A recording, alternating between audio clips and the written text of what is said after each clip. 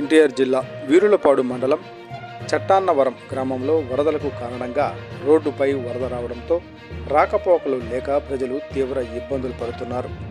నిత్యావసర సరుకులు తెచ్చుకోవాలి అంటే అల్లూరు గ్రామం వెళ్ళాలి, ఇబ్బందులు అవుతున్నాయి అని ప్రజలు ఆందోళన వ్యక్తం చేస్తున్నారు. ఎమర్జెన్సీ హాస్పిటల్కు వెళ్ళాలి అంటే ప్రాణాలు కూడా పోతాయని ప్రజలు వెల్లడించారు. కొన్ని గంటల తరబడి వాహనాలు నిలిపివేయాల్సి వస్తుంది, అధికారులు ఎవరూ పట్టించుకోవడం లేదు అని ప్రజలు తీవ్ర ఆందోళన వ్యక్తం చేస్తున్నారు.